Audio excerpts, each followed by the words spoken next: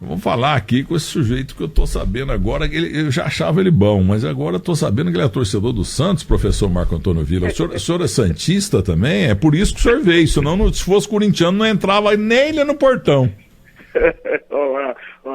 Olá, meu sim, santista desde pequenininho, desde os títulos de 62, 63, vem do Santos jogar, eu morava em Rio Preto, em 64, contra o América de Rio Preto, o primeiro jogo do Campeonato Paulista, o Santos perdeu de 2-1, e depois aqui em São Paulo, acompanhando o Santos até hoje, né? Foram dezenas de jogos na Vila Belmiro, no Pacaembu, no Morumbi, onde vencemos 2 vezes o Corinthians em 2002, né? Inesquecível, né? O 2-0 e 3-2, e por aí vai. Em Rio Preto, em 2004, contra o Vasco, 2-1, né? E sempre assim, sempre acompanhando o Santos Futebol Clube. Ô Marco Antônio Villa, antes de mais nada, viu? Você vê lá no prédio da Avenida Paulista, eu tenho escritório lá desde 73, 4, um pouco menos, um pouco mais, e eu encontrei com você uma única vez. Isso. E a gente bateu um papo, que no saguão ali, ou sei lá onde, na galeria. Isso. E aí eu contei para você, porque muitos operadores e jornalistas do meu tempo, trabalhei 33 anos lá, e muitos ainda estão por lá, e muitos operadores. Eles falavam assim: Milton Neves, Marco Antônio Villa é o Milton Neves da política. Você faz uma falta danada. Com você não tinha jeito de fazer programa, tanto comercial que tinha. E com ele também não para o telefone. Todo mundo quer falar com ele, tem intervalo grande também. Eu falei, não conheço o Marco Antônio Villa, mas fico realmente muito satisfeito, porque eu não era bom, não. Eu continuo bom demais, igual você, viu? É verdade, Milton, eu também te acompanho há tanto tempo no rádio, na TV, né? Até naquele dia nós conversamos bastante, fiquei me lembrando de momentos acompanhando o teu trabalho, que eu estava sempre ouvindo, e também na televisão, desde lá, passando pelo Super Técnico, tem tanta coisa, né? Sempre acompanhei muito, porque eu gosto muito do futebol, e eu acho isso... A relação que o Brasil tem com o futebol é difícil encontrar em outro país do mundo, né? E quando a gente gosta muito, a gente relaciona momentos do futebol à nossa vida, né? Os gregos, na antiguidade, relacionavam a vida com as Olimpíadas, né? Eu relaciono com as vitórias ou derrotas do Santos. Então, quando fala tal fato, eu lembro, em 1995, vai lembrar de quê? Santos e Fluminense, 5-2, essas coisas. Então a gente vai relacionando a vida, momentos da história do Santos. Eu gosto muito de futebol, daí que sempre te acompanhei e te admirei. Igualmente. Ô Marco Antônio Villa, primeiro que eu não sabia, agora há 12 horas e 15 minutos, eu não sabia que você era de São José do Rio Preto, a terra do J. Ávila, que me colocou no super técnico da Band, ele e o Johnny Saad. O grande pulo do gato da minha vida foi Rede Bandeirantes Televisão. Eu tô para aposentar daqui X anos, o meu último estádio é o Morumbi. E depois eu vou tirar no Palitim para ver onde é que eu vou morar. 2 cidades iguaizinhas, com a mesma importância. Ou eu vou morar em Muzambinho ou vou morar em Nova York. Entendeu? Opa, quase igual.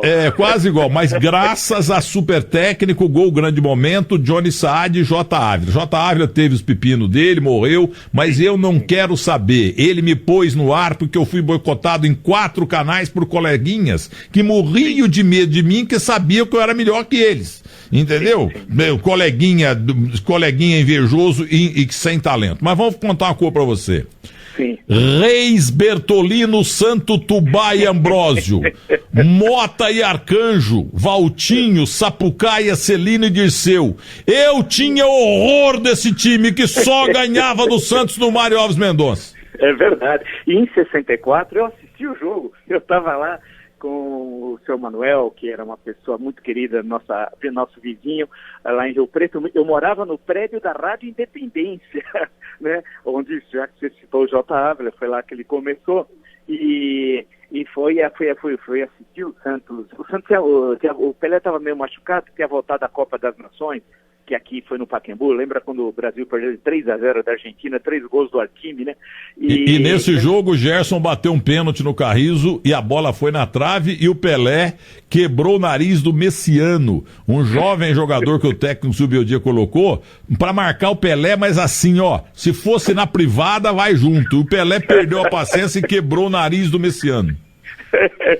Então, e o Artime estraçalhou, né, que depois veio para o Palmeiras, grande centroavante, né, e ele estava um pouco baleado, o Pelé nesse jogo, o Santos ganhou 2-1, 2 gols do Valtinho, justamente o nosso camisa 10 lá, e eu gostava tanto do América que até treino, porque na época era o estádio Mário Alves Mendonça, onde hoje virou lá um grande supermercado, e eu estava no grupo escolar cardeal Leme, que era quase em frente de casa na época, e aí eu assisti o treino do América, voltava, e sempre gostei muito de futebol, e acompanhava outro dia falando com o Johnny Sade, lembrei, eu mandava cartas para o Screte do rádio para receber a tabela do Campeonato Paulista, isso faz um certo tempo, né?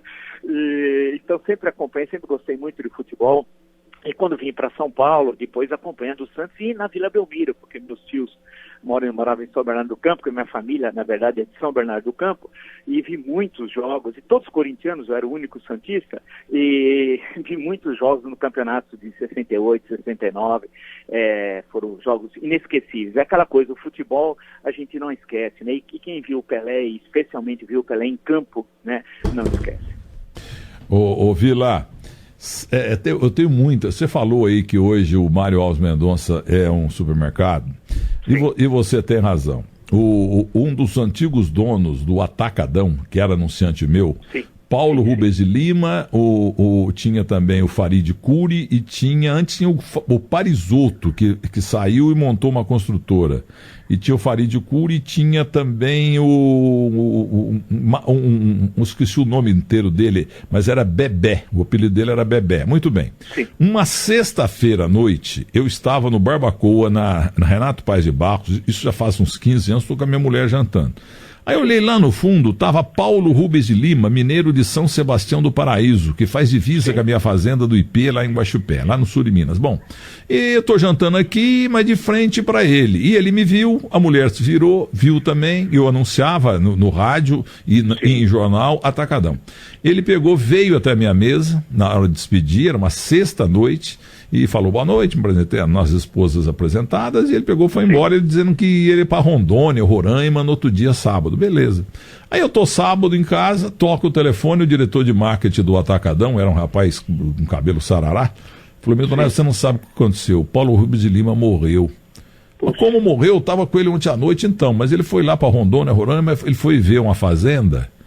E a fazenda, um dono da fazenda que estava vendendo, ele levou no aeroporto o aviãozinho dele e foram lá para a fazenda, desceram e tal, e foram almoçar, discutiram preços com o corretor, que eram trocentos alqueires e tal. Enquanto isso, para puxar o saco do Paulo Rubens de Lima, os funcionários do dono da fazenda à venda, eles encheram de coisas, sabe? Melancia, porco, encheram. Imagina como se precisasse para um dono de um atacadão ganhar esses presentes. Mas para resumir a história, almoçaram, etc., negociaram, ficaram de fechar o negócio durante a semana, aí quando foi decolar o aviãozinho não aguentou e bum, no primeiro morro, morreu todo mundo, o ML teve, a espada virou tudo massa tomate.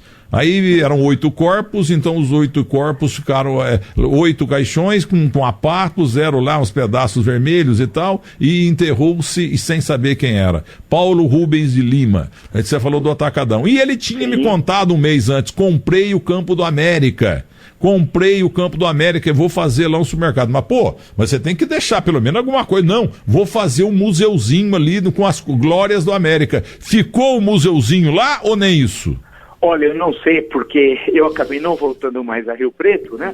E gostaria que tenha ficado, espero que tenha ficado, né? Porque a minha mãe morou em Rio Preto até os 80 anos, aí não podia continuar morando sozinha, veio para o ABC, porque ela é a família do ABC.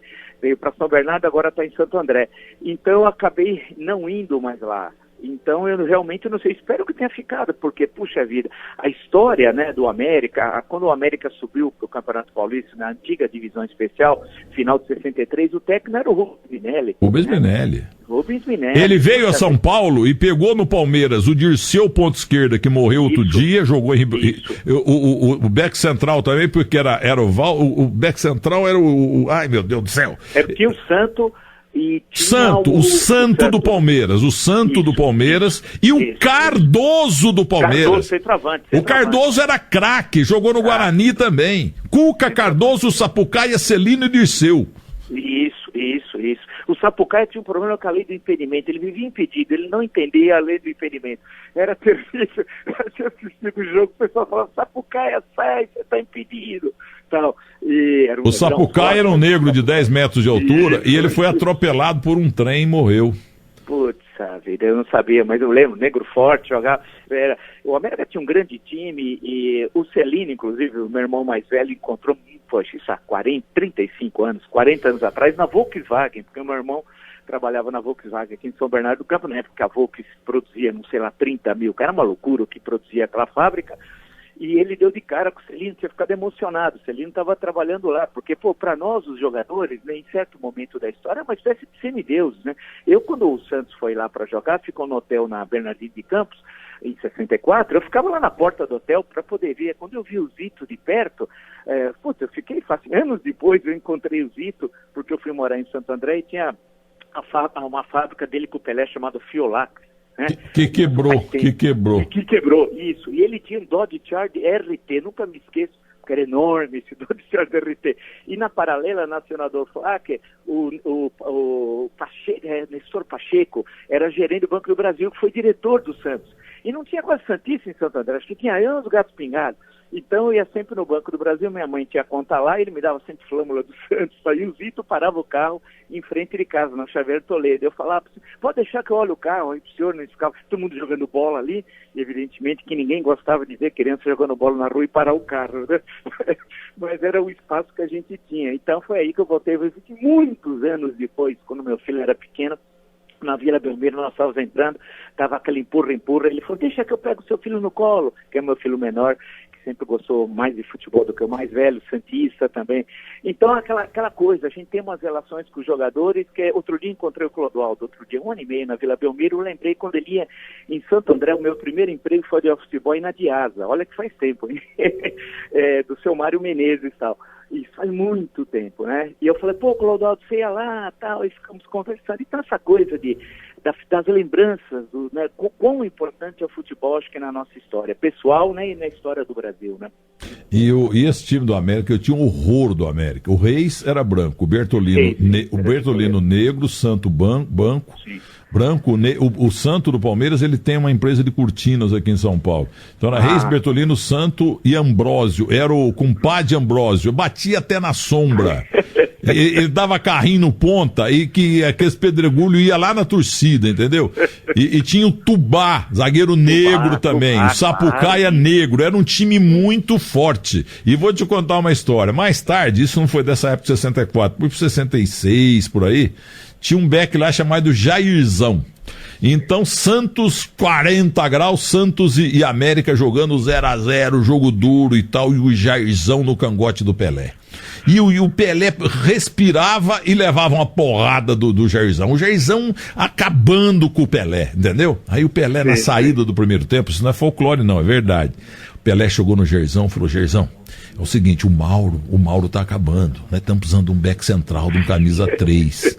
Então agora o Lula, já falei com o Lula, falei com o Gatier Jorge Cury e com o Nicolau Moran. É o seguinte, eles estão gostando muito do teu vigor físico, né?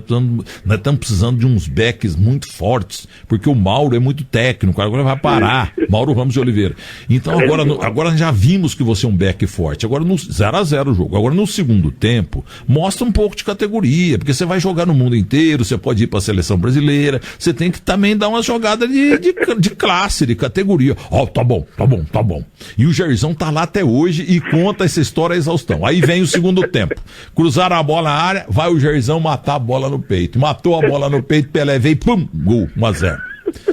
Dali um pouco, uma dividida Pelé e tal. O Jairzão dominou a bola e tal. Agora faz de classe e tal. Foi dar uma puxeta. O Pelé tomou a bola dele, 2-0. Foi 4-1 pro Santos. 3 gols do Pelé, porque o Jairzão foi jogar com categoria, ô Vila.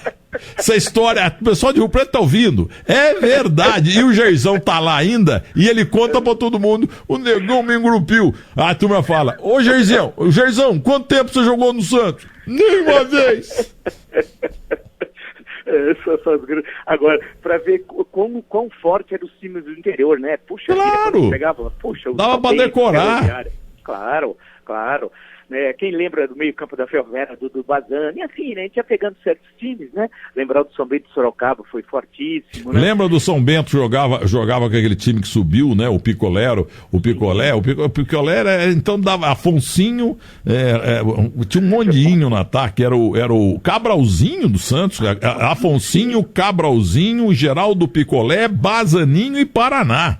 Sim, o Paraná, que depois se eternizou no São Paulo. Isso, né? E o Comercial de Ribeirão Preto jogava com Rosan Ferreira, Jorge Peter e Nonô, L. Gileoli, Amaury Gerbala, Luiz Caicai, Paulo Binho, Carlos César. Você dava pra decorar os times. Hoje o time é uma semana, acabou, vem outro time. É verdade.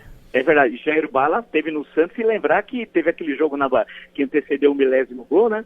O Jair Bala estava ao lado do Pelé contra o Bahia, aquela velha história se o 1000º não foi na Fonte Nova ou não, né? Tem toda essa história. Era o Jair Bala, depois temos um grande jogador. Os que a gente, poxa, eu vi times do São Bento, né? Lembrar os grandes jogadores do São Bento produziu, os zagueiros, o Marinho Pérez, São Bento. Ah, né? Você falou bem do Marinho Pérez. O Luiz Pereira, né? O Luiz Pereira Chevrolet. Agora, você tá sabendo, tá hospitalizado o nosso Marinho Pérez lá em Sorocaba. Teve AVC. Eu estive com um rapaz da minha terra, de Muzambinho, que é casado com uma moça que é prima dele, lá no Rancho 53 da Castelo Branco. Até pediu o telefone da mulher do Marinho, mas não consegui ainda. Ele está inspirando cuidados na UTI de um hospital lá de Sorocaba, viu, Vila? Puxa vida, grande zagueiro, que jogou no Barcelona, hein? Claro. Que ele foi campeão espanhol. Não, ele jogou no Atlético de Madrid. Ah, não, Marinho Pérez jogou no Barcelona com o Cruyff. Luiz Pereira, isso, o Luiz Pereira no Atlético de Madrid. Né? Isso. E foram campeões, né? Isso. E o Marinho Pérez, eu lembro quando ele voltou, foi pro Inter, né? E era o Minelli o técnico, aí veio fazer o que o Barcelona fazia também, né? Na hora de deixar todo mundo impedido, né? Que é inesquecível, a gente vai lembrando as coisas, essa questão de sair para além de impedimento é inesquecível, o Guarani em 78, o gol do Zenon, né? Pô, mas você sabe tudo, pô, eu ia falar do Zenon. Eu acho que você tá no lugar errado. Falar com o Mário Bacê aqui, você vai ser comentarista esportivo. É verdade.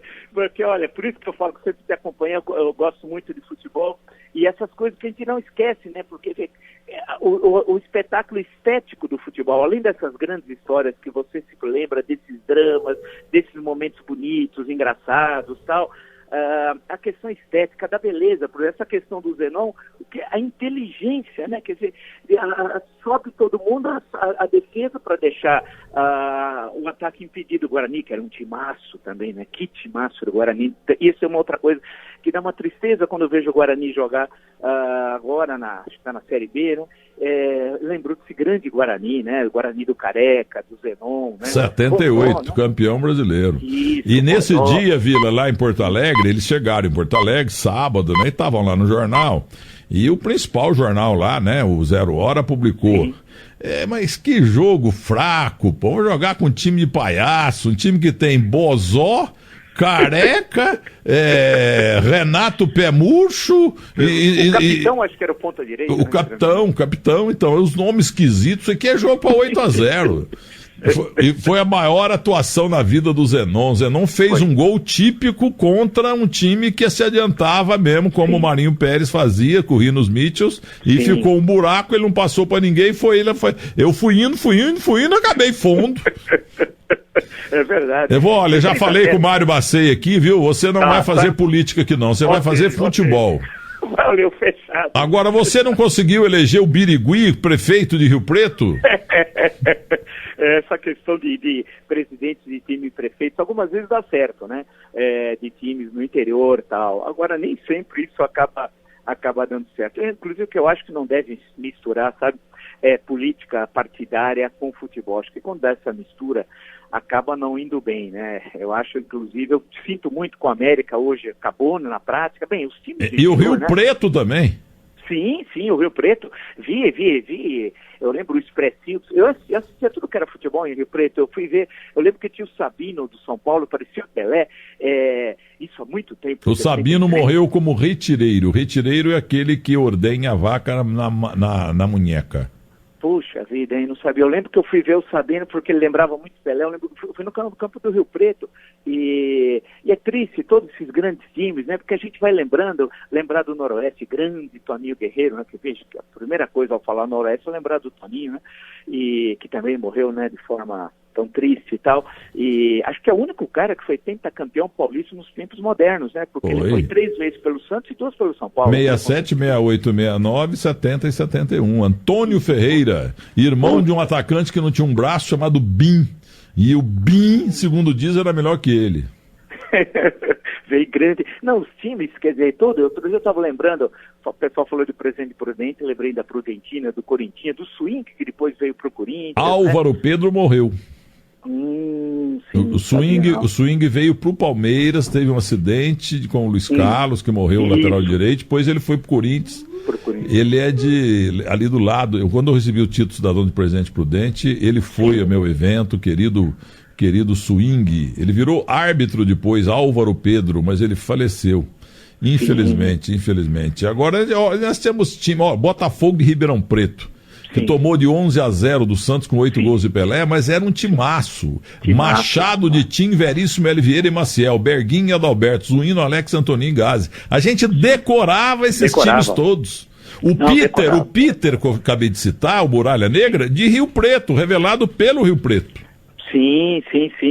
Não, e o curioso é que as cidades do interior se identificavam com o time. Então falava rádio, um cara falava Mococa, né? Velo Clube, Rio Claro, né? Havia sempre, e a gente ficava ouvindo o final do domingo, né? A Série A, hoje grosso modo Série A, Série B, né? Quando eu ia falando dos times, Palmeirinha, lá tinha São João da Barra, nem sei se existe mais, mas ia tudo falando que a cidade se identificava sempre com o time, né? E era uma coisa fortíssima, tal. Eu não sei um interior tão rico, mais rico do Brasil, o interior de São Paulo, as cidades perderam a identidade futebolística. Eu não sei porquê, o que é que aconteceu, né? Porque seria o contrário, quando a gente vê na Espanha, cidades que são pequenas comparadas à pujança econômica do interior de São Paulo, de certas cidades, elas têm time na Série A, no Campeonato Espanhol, e no interior. Como é que Ribeirão Preto, Rio Preto, Bauru, e vamos passar aí pelo interior, né, perderam a identidade? Eu não sei o que São dois motivos. Acabaram, quer ver, Birigui, Romeu Ítalo Ripoli, lá na cidade de Piracicaba.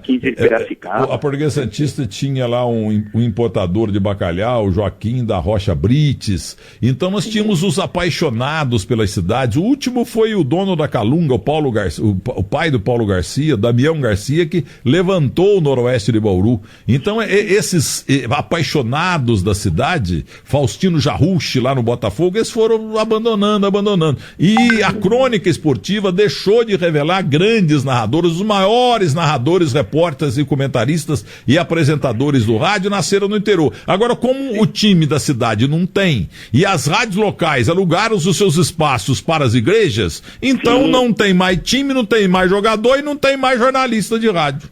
Não, é verdade, porque você, olha, o caso do Rio Preto, quantos você pega o locutor, o repórter de campo, tal, quantos, né? E acompanhava, eu lembro quantos jogos pela antiga Rádio Independência, nem sei se existe, mas eu acompanhava a do América, tal, a campanha de 63, quando o último jogo do América em 63, deve ser o São Bento de Marília, porque em Marília tinha um São Bento também. Se não me engano, foi 5-2. Foi quando o América subiu. A festa que foi na cidade e tal. Então, é difícil tentar compreender, assim, racionalmente, o que é que aconteceu, porque se perdeu todos esses times que poderiam estar na Série B do Brasileiro, na Série A do Brasileiro, que eram times fortíssimos. Os jogos que eu via na Vila Belmiro em 68, 69, de quarta-feira à noite, vi muitos desses jogos, meu tio que a gente voltava pela Via Anchieta para São Bernardo, e inúmeras vezes os juízes favoreceram o Santos, era um jogo pau a pau.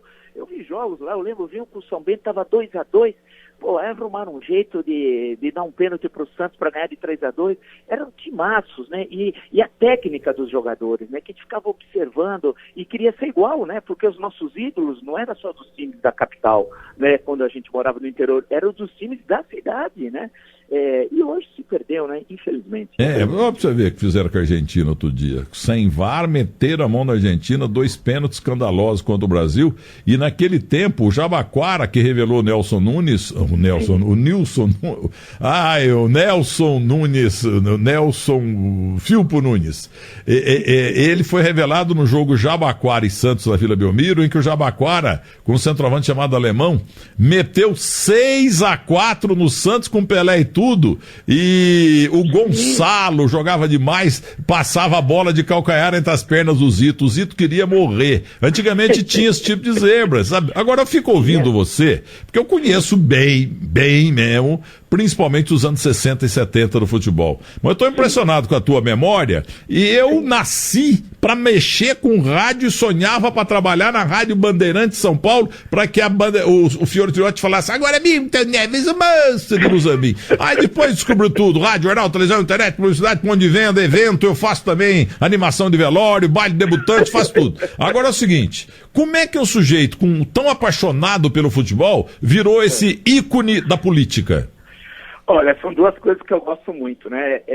Porque mesmo em tempos, nos anos 70, quando eu comecei a fazer economia, depois que eu mudei e fui fazer história, havia um preconceito em quem se interessava por política na universidade com futebol, como se futebol alienasse as pessoas. Era uma coisa que eu sempre fui contra, né? Inclusive amigos que participavam da vida política na universidade, um deles que já faleceu, um grande amigo que era corintiano, nós éramos os únicos que falavam: mas o que tem que ver uma coisa com a outra, né? Falar que quem gosta de futebol é alienado, não se interessa por política, isso é uma bobagem. Inclusive assistimos muitos, com esse amigo já falecido, muitos Santos e Corinthians juntos, na época que as torcidas se misturavam. Eu lembro de um 1-1 contra o Corinthians, gol do Ailton Lira de falta e do Vaguinho pelo Corinthians, foi 1-1 lá no Morumbi, o Ailton Lira, outro super craque e tal.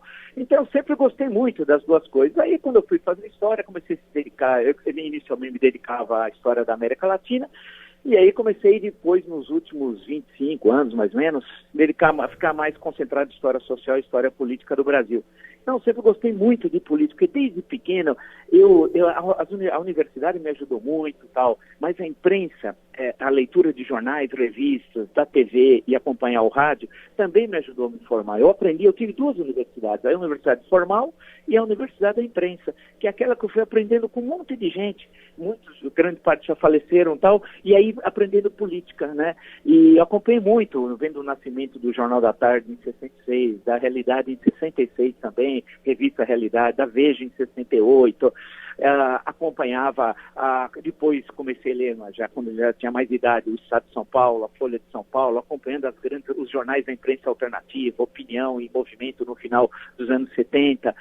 E aí eu sempre tinha muito interesse por política, né? E aí comecei a estudar mais academicamente a política brasileira, escrevi muito, tinha mais aí de 30 livros publicados, mas nunca tirei o pé da questão de gostar do futebol, de acompanhar o futebol, né? De acompanhar mesas redondas, as célebres mesas redondas, desde lá do Milton Peruzzi, daquelas célebres tal na TV, e também uma coisa não exclui a outra, né? O interesse por futebol e o interesse pela política são os mesmos, né? Eu gosto muito de acompanhar. Agora, claro que do futebol sempre eu tenho uma visão mais pró-Santos, então aí já é um certo exagero analítico, né? Mas eu gosto muito. Hoje acompanho com gosto e com tristeza os campeonatos da Europa. Com gosto porque pela beleza do futebol, porque a gente ama o futebol, quer ver o futebol bem jogado, quer ver os estádios cheios, bem organizados. E com tristeza porque nós podíamos ter aqui tudo que tem lá. Não é ser nacionalismo, lá Policarpo Quaresma, do Lima Barreto, não é isso. Mas nós temos todas as condições, nós temos a formação de jogadores aqui, temos dinheiro, temos capacidade, temos público. Então o que me irrita é ver um pequeno clube da Inglaterra, que fica em 11º no campeonato, tem um estádio belíssimo, lotado todos os jogos, de 25 mil a 30 mil pessoas, gramado maravilhoso, e eu aqui no Brasil assistindo, e saber que o meu time, o nosso time, o Santos, não tem estádio, que nós não podemos chamar a Vila Belmiro de estádio, hoje moderno, né? Não temos estádio e somos obrigados a vender todos os jogadores quando eles surgem, né? Agora, o caso do Rodrigo é um deles, quer dizer, nós começamos e o Rodrigo levou embora, e nós temos todas as condições de ter um futebol fantástico no Brasil. Então, o que me irrita é essa falta de capacidade, prefiro dizer assim, falta de capacidade de gestão né? Porque nós poderíamos ter tudo que nós temos na Europa aqui no Brasil. E eu sou obrigado, eu e todos nós, de ficar assistindo o campeonato inglês, admirar, elogiar, mas ter aquele sentimento de que nós poderíamos ter tudo aquilo aqui no Brasil. Bastava um pouquinho de boa vontade, de competência, de ter dirigentes sérios, de ter uma CBF séria, e nós teríamos tudo aqui, porque os jogadores nós temos, né? Público tem, né? Os estádios são bonitos, mas são melhor ao gramado, porque os gramados são pavorosos. E temos história, né? Quer dizer, temos tudo, mas é triste ver o que a gente assiste aqui no Brasil. O resto até de aguardar, né, de esperar que um dia isso mude, né, mas vai mudar com a gente batalhando também, né, eu acho a crítica tem um papel importante nisso, porque a crítica sempre é propositiva também, né, claro. Nós vamos melhorar isso, né. E olha, você falou da terceira divisão da Inglaterra, eu também estive pensando esses dias, porque acabou lá a primeira divisão, ganhou lá o time do Mourinho, né, não, o time o City do Guardiola. Acabou a segunda divisão. Depois, tem um pessoal aí que é especializado no futebol. A Inglaterra voltou a ser o que foi até outro dia era a Espanha, foi muito tempo a Itália, mas hoje a capital mundial do futebol é a Inglaterra. Até a terceira divisão, 2 timinhos lá, tipo Muzambinho, Guaxupé, um estádio lindo e 100 mil pessoas ou 50 mil pessoas. É um negócio lindo. Não foi o Wembley, eles fizeram a final o Wembley. Homenagem. Agora veja bem, e muita gente não sabe, viu, professor? A Inglaterra, você sabia que a Inglaterra inventou o futebol, mas você sabe como é que foi inventado? Não. É o seguinte, você que é professor, a high school deles só comporta 10 alunos. Sala de aula inglesa, 10 alunos. Eu tenho 2 netas, uma agora está indo para Yale, mas elas estão estudando em escola inglesa já há um bom tempo, e são 10 alunos. O feriado inglês é feriado aqui também. É tudo assim, é tudo Inglaterra. E um dia, lá atrás, quando começou o futebol, uma classe resolveu jogar com a outra. Então foram os 10 alunos. E alguém pegaram uma bola improvisada lá, vamos jogar uma bola lá, uma coisa bem pobre ainda, mas 10 contra 10. Aí um aluno lá falou, o Bedel, nossa, é tão legal, pô, vamos pôr ele aqui.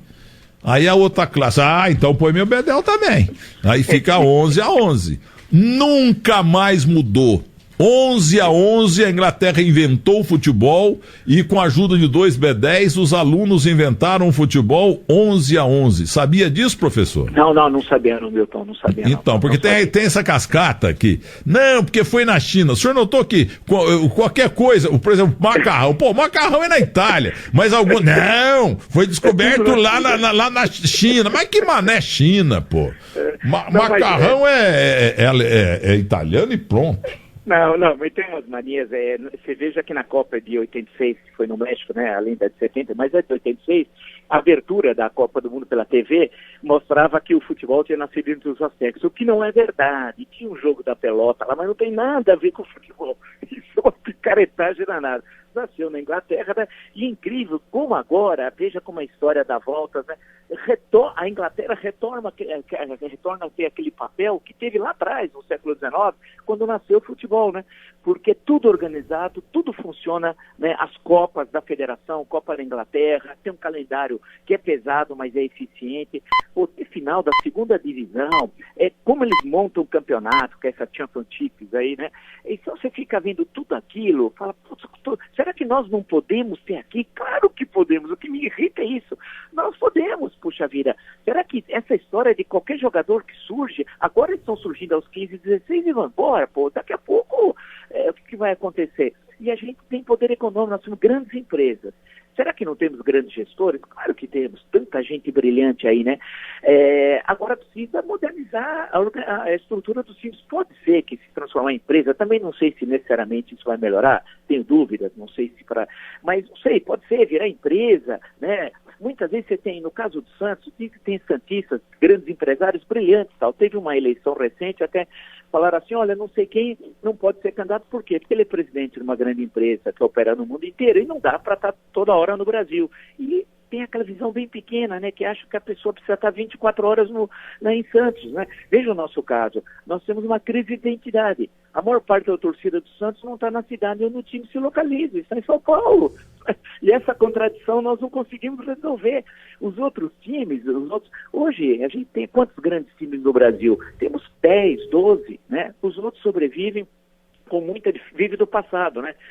Então, eu vejo o caso do Vasco, os problemas que tem.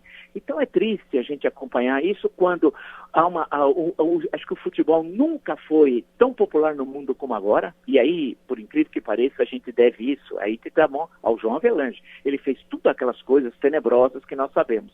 Porém, ele, como presidente da FIFA, transformou o futebol no esporte mundial, né? Que é uma coisa, assim, inacreditável, né? Hoje, o grande esporte do mundo é futebol, quer dizer, movimenta fortunas e tal. E nós poderíamos ter uma participação muito melhor, não só de fornecer jogadores para a Europa e tal. Claro que a distância continental atrapalha, tem o problema que nós estamos na América do Sul, temos times pequenos, basta ver a Copa Sul-Americana, né, para ver os times pequenos, certos países, times para 3 mil, estádio para 3 mil, 4 mil e tal. O Corinthians já não chegou a jogar na Libertadores no deserto lá de Atacama, quer dizer, não dá, né? Mas, porém, nós poderíamos ter um grande campeonato aqui. Eu sonho, espero que um dia a gente consiga voltar e fazer com que o passado dos anos 70 esteja presente na modernidade do século XXI. Quer dizer, qualidade técnica nós temos. O que precisamos agora, antes nós tínhamos aqueles patronos, hoje precisamos ter gestores. Vamos ver se a gente consegue fazer essa passagem, né? Bela análise sobre as picaretagens envolvendo CBD, CBF, FIFA. A coisa começou no jornalismo brasileiro com Vital Batalha.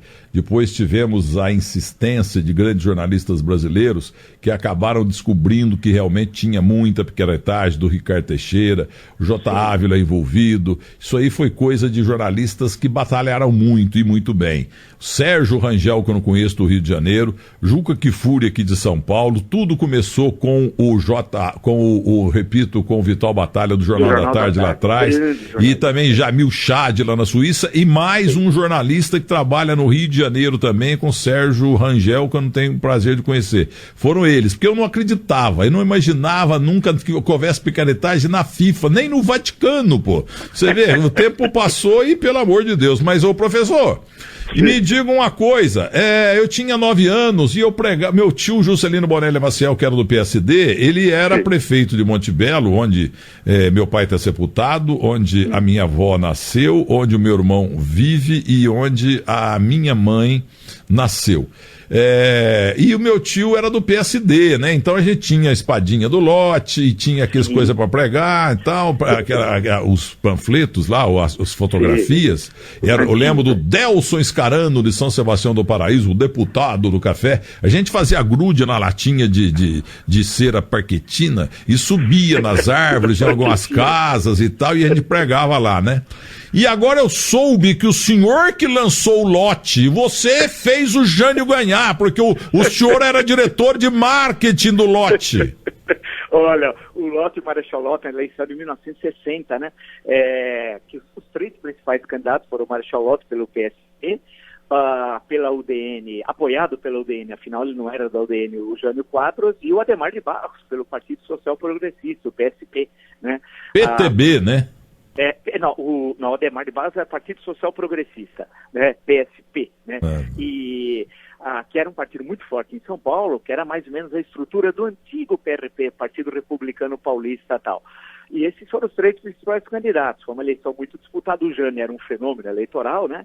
Ele, em 13 anos, ele saiu da suplência da vereança em São Paulo para presidente da República, né? Quer dizer, ele deu um salto. Em 47 era suplente, em 50 deputado estadual, 53 prefeito, 54 governador. 58 foi eleito deputado pelo Paraná, porque não tinha domicílio eleitoral à época, né?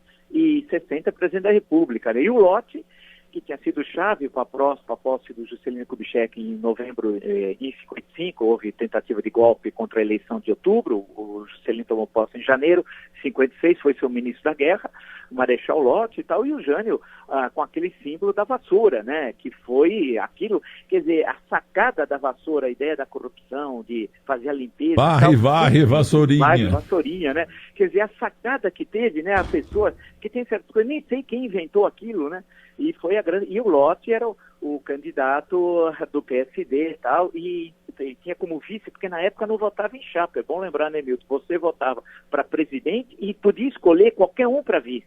Ganhou o Milton Campos.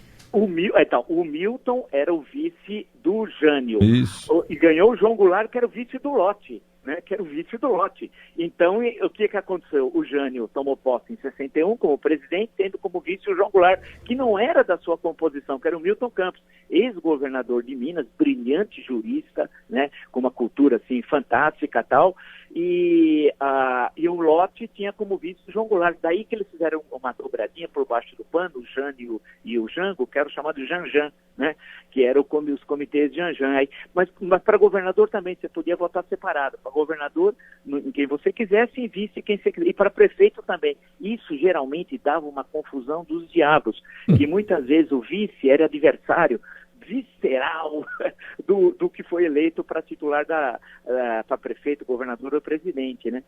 Mas mudou isso depois. Isso era da Constituição de 46, né? Mas foi alterado a posteriori. E agora, para o senhor ver como é que Muzambinho tem história.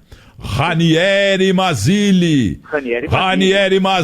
que nasceu no meio do caminho de Caconde com Muzambinho, né, Zé Reinaldo Carneiro? Lá em Muzambinho tínhamos a Casa Mazzilli, do Domingos Mazzilli, o primo dele, foi nosso prefeito, já morreu há muito tempo, e nós temos muito orgulho de Ranieri Mazzilli. Foram uns dias só, mas foi presidente do Brasil, e ele era de Muzambinho e de Caconde, do lado. Ele foi duas vezes, na crise de 61 e na crise de 64, por alguns dias, tanto em 61 como em 64.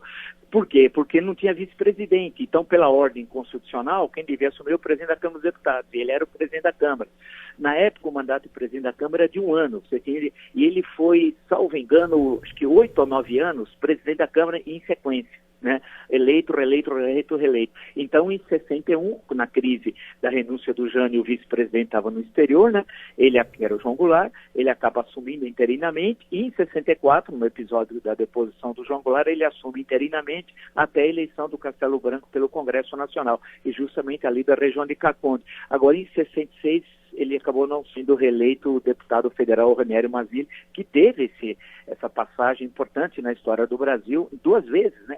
Em 61 e 64, assumindo interinamente a presidência. Né? Antigo zagueiro Gamarra, eu entrevistava o Gamarra, falava para ele assim: ô Gamarra, como é que você sabe onde a bola vai? Ele ria.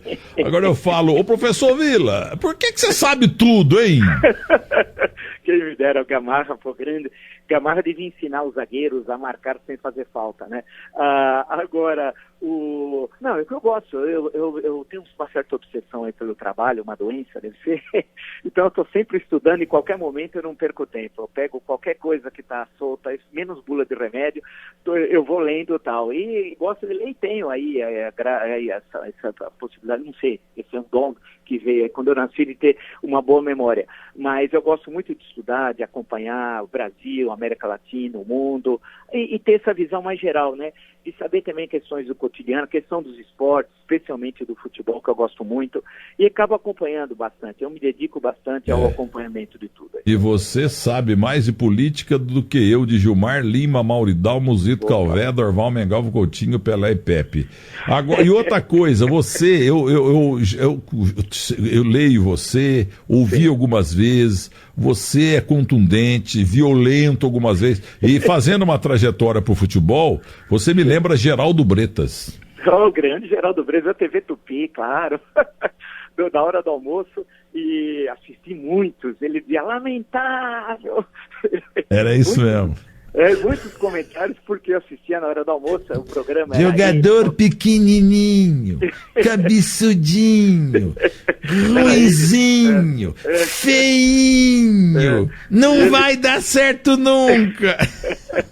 Eu me lembro muito bem do Geraldo Bretas, porque ele criticava todo santo dia a CBD, chamava de come, bebe e dorme, né, a CBD, e dizia, tem de ir para Brasília, sair do Rio de Janeiro e tal. E eu lembro quando ele disse que o Mirandinha não ia fazer gol entre o Luiz Pereira e o Alfredo, né? E ele cortou, ficou careca, apostou no programa do Ayrton Rodrigues. Olha que isso faz tempo. Pô, mas ouvi lá, vivendo e aprendendo, rapaz, essa de CBD, come, bebe e dorme, porque nós temos aí a do Juca Kfouri aí, que inventou o CBF, a casa bandida do futebol. Deu processo e tal, ele acabou ganhando. Agora, CBD, come, bebe, dorme, essa eu não sabia, pô. É isso. E ele ficava, eu assistia todo dia, eu saía da escola, primeira coisa, de manhã primeiro eu via Bandeirantes, o boletim de futebol, sempre chegava atrasado por causa disso. Aí na aula tal. Aí, na Atualidades esportivas com Alexandre Santos, patrocínio de Sânio. Então, eu sempre chegava atrasado e tal. Aí, mas o porteiro já me conhecia, tal, pá.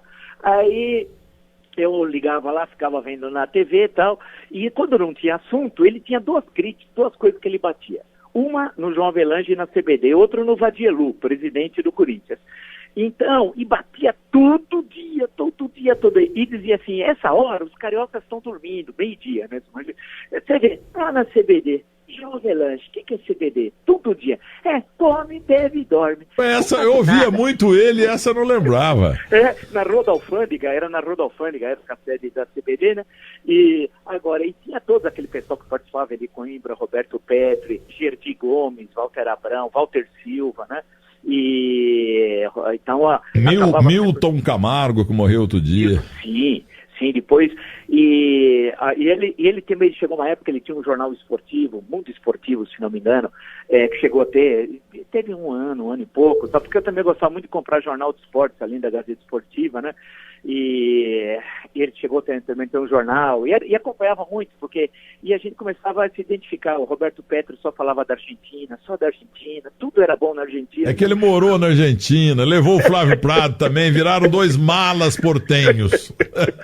E sempre da revista El Gráfico, revista El Gráfico falou tal coisa, revista El Gráfico, era todo dia era a mesma coisa. Mas a figura do Bretas, tinha umas posições bem duras, bem firmes e tal, e foi célebre. Quando eu vim para São Paulo e trabalhei de office boy faz muito tempo, o Diário Associados era na rua 7 de Abril.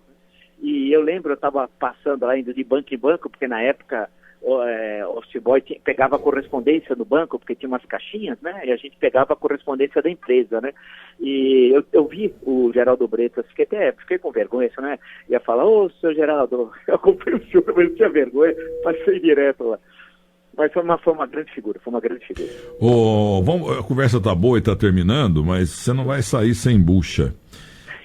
O meu partido, eu tenho um partido político, é o PDMN, o partido do Milton Neves. Eu sou do partido o PDGSB também.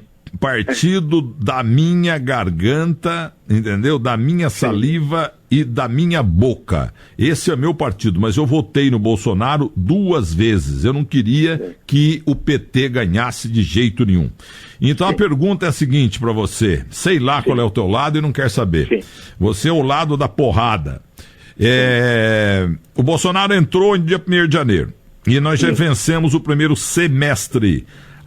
Ele começou tranquilo, depois vieram trovoadas, agora a coisa parece que encaminha, com essa previsão, que não sei o quê, que essa revisão, melhor dizendo. Então eu queria que você fizesse te dou até uns 5 minutos.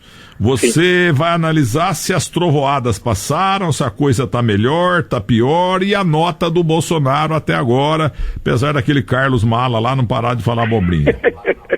Olha, esse primeiro semestre foi muito difícil, né? Porque a situação do Brasil é bastante complexa. Nós vivemos a crise mais grave econômica do Brasil republicano. Desde 1889 até agora, em 2019, os últimos 5 anos foram muito difíceis. O pior triênio da história econômica republicana foi 2014, 2015 e 2016. É a herança maldita da gestão econômica do PT, de uma coisa pavorosa chamada nova matriz econômica, que jogou o país nessa crise terrível de milhões de desempregados, desorganização da estrutura de Estado, a corrupção que está entranhado na estrutura de Estado. Basta ver o mensalão, que é gorjeta comparado ao que foi o petrolão. Então nós tivemos um processo eleitoral em 2018 muito diferente do que os últimos desde 1989 com a redemocratização. Isso explica que a população estava muito insatisfeita com tudo que estava ocorrendo, renovou profundamente a Câmara dos Deputados e o Senado, e na eleição para o Executivo, a presidência da República, um candidato que não tinha tempo, tinha 8 segundos na televisão, ganhou a eleição. o que mostra que havia outras mídias que foram aparecendo nos últimos anos e uma profunda insatisfação da população com os políticos considerados, entre aspas, mais tradicionais. E também havia uma rejeição absoluta e um medo danado da volta do PT. Isso explica, de um lado, que o Bolsonaro se viabilizou no primeiro turno como candidato anti-PT e especialmente no segundo turno, né? Então, grande parte dos votos que o Bolsonaro teve não se deve às suas bandeiras, muitas vezes desconhecidas do grande parte do eleitorado, mas deve-se a que ele se viabilizou como candidato anti-PT e havia um receio, e é possível compreender esse receio popular, de que voltasse o PT. Imagina tendo um candidato, Fernando Haddad, que ia pedir conselhos a um sentenciado toda segunda-feira. Imagina esse candidato presidente da República, gerindo o Brasil, indo pedir conselhos para alguém que foi condenado por corrupção e lavagem de dinheiro. É inacreditável. Então, nesse sentido, o processo de outubro de 2018 é muito particular, dificilmente se repetirá na história do Brasil. Aí a grande desafio, vencer a eleição é difícil, mas o desafio maior é governar o Brasil e na situação econômica que nós estamos, né, com muitos problemas e tal. E num mundo que cresce, hein? Não há problema no mundo da economia mundial. Esse ano, por exemplo, o mundo vai crescer 3%. O problema é nosso. Essas crises recentes da segunda década desse século, todas as crises são internas, não externas. É diferente da crise de 29, que atingiu duramente o Brasil, por exemplo, né? Não tem nada a ver. Então, o problema é nós aqui, o problema é interno. Então, tem que resolver destravar, que agora é a palavra da moda, destravar o Estado, destravar a economia, modernizar a política. Então, eu acho que o primeiro trimestre os resultados foram ruins. O Brasil foi para trás, teve recessão de menos 0,2. Esse segundo trimestre, provavelmente, vai ter um crescimento positivo, mas muito pequeno, 0,1, 0,2. Mas, sendo positivo, já é um bom sinal. A questão é que o presidente, ele ainda não entendeu que ele não é mais um deputado baixo clero, agora ele é presidente da República Federativa do Brasil. Então, qualquer declaração que ele faça, por mais banal que seja, uma coisa boba, tem a repercussão na Bolsa, no câmbio, na política, né, no mundo exterior, né? Então precisa tomar muito cuidado sobre o que fala. E a equipe dele, ele precisa melhorar a equipe. Agora eu fiquei muito satisfeito com a ida do general Ramos, que vai ser secretário de governo, porque é uma pessoa capaz, que conhece, participou da missão do Haiti, foi chefe da missão do Haiti da ONU, teve em vários países, em ações da ONU também, inclusive na crise, quando desagregou lá atrás, na antiga Iugoslávia, né? Tem experiência, é hábil no trato com os políticos. Então precisa melhorar a equipe, né? Por gente mais, que conheça mais o funcionamento do Estado tal, e que não gere crise. Ministro é para ajudar o presidente, não é para criar problema para o presidente, né? Como ocorreu com o primeiro-ministro da Educação e esse segundo, que eu acho que também não é um bom ministro tal. Então ele tem desafios aí que ele vai ter de enfrentar. A situação é complicada. Por exemplo, um exemplo só, o meio ambiente. O Brasil foi feito esse acordo com a União Europeia. A União Europeia tem 27 países, eu estou tirando o Reino Unido. Tem 27 países. Para ser aprovado esse acordo, precisa primeiro ser aprovado no Parlamento Europeu, depois dos 27 parlamentos nacionais, além, claro, dos 4 do Mercosul. Mas aqui vai ser aprovado fácil, Brasil, Uruguai, Argentina e Paraguai. A questão do meio ambiente. Essas declarações infelizes sobre o meio ambiente são absolutamente equivocadas, né? São de gente que não conhece. O presidente não conhece o meio ambiente. Agora, o pior é que o ministro do meio ambiente não conhece o meio ambiente, não conhece nada da história. Então, uma pessoa que não devia estar lá, que cria problemas para o presidente e para o Brasil, e para esse acordo. Porque se continuar tendo declarações infelizes como essa, lembra-se que no início do governo, o Brasil dizia que queria sair do Acordo de Paris, que está aumentando a temperatura no mundo, basta saber o que está acontecendo na Europa, 45, 50 graus, em Paris, Londres, coisas absurdas e tal. Então, você precisa ter gente boa. Você vê o caso do meio ambiente, vai criar problema, pode registrar. E para aprovar um acordo desse, demora cerca de 2, 3 anos. Então, precisa ter gente mais eficiente na gestão da coisa pública, que conheça a máquina do Estado, e saber, o presidente tem de saber a altura, a compostura do cargo. Eu, por exemplo, acabaria com aquelas lives. Na última live, essa de quinta-feira, ele ficou falando da tainha, da pesca da tainha. Agora, que importância tem a pesca da tainha no dia que estava sendo votado o relatório da reforma da Previdência? Ele não falou um segundo e falou da pesca da tainha e das broas da Irmã Dulce. Então, é gozação. Então precisa ter, se ele não sabe, eu acho que ele não sabe, porque eu conheço, já tive em debate com ele, eu e ele 40 minutos, sei que ele tem uma formação precária, não estudou, etc., leu muito pouca coisa, foi durante 28 anos deputado baixo clero, então precisa ter bons assessores. Nessa hora, quando você não sabe, você precisa ser bons assessores, e os assessores que ele tem são ruins. O ministro das Relações Exteriores é ruim, o Ernesto Araújo, péssimo ministro. Os dois da educação, o anterior, que não falava português, hein? É o Ricardo Vélez. E esse é ruim, o Weintraub. Então, tem bons também, o ministro da Infraestrutura, que é um bom ministro. Então, precisa melhorar o ministério e saber fazer política. Hoje, a reforma da Previdência que está saindo é muito boa, mas foi produzida na Câmara dos Deputados. Não é aquela proposta que veio do Paulo Guedes, né?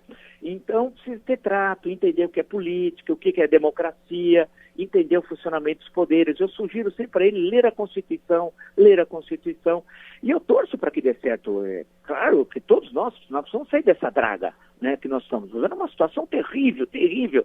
Agora, precisa melhorar a qualidade da gestão do governo federal, melhorar a qualidade do debate político, e os eleitores têm de acompanhar. Nunca, olha, por paradoxal que seja, nunca o interesse por política foi tão grande no Brasil como nos últimos 5 anos. Nunca na história do Brasil. Por outro lado, nós nunca tivemos uma crise de lideranças tão grande como agora. Veja a contradição, né? Então isso precisa ser resolvido. Nós temos uma sociedade viva, dinâmica, empreendedora. Ser empresário no Brasil é ser herói, que não é fácil. Combater toda essa estrutura tributária, as confusões que nós temos. Agora, precisa melhorar a qualidade de gestão, tanto dos governos estaduais, das prefeituras e do governo federal. Nós vamos ter muito tempo para debater isso diariamente aí na Bandeirantes, né? Conversando, porque a crítica não significa destruição, a crítica tem embutida a proposição, a mudança, né? Então a gente tem que ser espírito aberto para receber crítica. Eu tenho, por exemplo, do que eu escrevo, do que eu falo, eu defendo as minhas ideias, mas também ouço as visões opostas à minha. Democracia, sim, porque onde há unanimidade, já dizia o Nelson Rodrigues, a unanimidade é burra. A gente tem de ter sempre aqueles que pensam diferente que nós. E democracia, sim, é saber conviver com os contrários. E o Brasil hoje está muito intolerante. Nas redes sociais, Milton, você acompanha uma intolerância dos diabos. Isso não é democracia. O Brasil vai avançar, eu acredito muito no Brasil, nós temos uma potencialidade fantástica. Agora, precisamos resolver a crise política, porque aí o Brasil avança. E eu creio que a nossa atuação no campo do jornalismo político, criticando, propondo, ouvindo, sugerindo, nós podemos também ajudar a mudar o Brasil. Tá tudo certo, mas se for falar de Corinthians perto de mim, seremos inimigos mortais, tá bom? Aí não temos esse problema. E vamos nos unir aqui para derrubar o Maduro, tá bom? Tá bom, então. Então tá. Olha aqui, ó, eu ouvi você atentamente, eu tenho fone bom, tenho ouvido bom, tô com o fone no ouvido há uns 50 e tantos anos. Eu acho que você tem futuro, cara. Você é pouco inteligente, brincadeira, hein? Você é bom demais. Escuta aqui, é muita pergunta pra você aqui. Se eu fosse ler tudo, né, ficar aqui até amanhã cedo, não ia nem conseguir fazer o terceiro tempo da Band hoje. Você é nosso Bandeirantes Futebol Clube agora, pra nossa honra de toda a família aqui. E você estreia amanhã, segunda-feira, qual é o horário? Não, dia 15, na outra segunda, dia 15 de julho. Dia 15 de julho, dia 15, das 7 às 8 da manhã, falando aí dos principais acontecimentos do Brasil e do mundo, né, comentando, sempre acompanhando tudo. Para mim é uma honra também fazer parte da Bandeirantes, de toda essa história, acompanhei sempre a rádio, a TV, e vocês todos, vai ser muito legal ser colega de vocês, aprendo muito, vou ficar sempre atento também, ouvindo sugestões. Então, sempre, todo dia, a partir do dia 15 de julho, um dia depois da Revolução Francesa, um dia após a queda da tomada da Bastilha, estarei aí cedinho das 7 às 8, debatendo as principais questões do Brasil e do mundo. Portanto, eu furei tudo o esquema, hein? Antecipei tudo, hein? Você vê como é. Mas Santista é assim, nós estamos sempre à frente do nosso tempo, né? Isso! Então, olha, um grande abraço pra você, parabéns. Você é um homem brilhante, cara, né? Eu não muito falo obrigado, isso de graça, não, porque você é mesmo, viu? É muito por isso obrigado. Que a turma lá do elevador falava, tem um homem aí, ó, meio maluco aí, ó, Marco Antônio Villa é o Milton Neves da política. Poxa, pra mim é uma honra. Você saiu, acabaram as propagandas, Mirtão. Meu amigo, um grande abraço para você, boa sorte e que obrigado. É uma honra aí, viu, tá aqui, é uma rádio que eu sonhava, fui muito feliz na emissora que trabalhei, mas olha aqui, eu estou há 15 anos já aqui, né, 15 anos sim, e o sonho da minha infância era trabalhar na Rádio Bandeirantes, no scratch do rádio, para Fiore Gilhote me chamar. Milton Neves, o moço de Muzambinho. Um grande abraço para você e seja muito feliz aqui, tá bom? Valeu, muito obrigado para você, muito obrigado. Muito obrigado.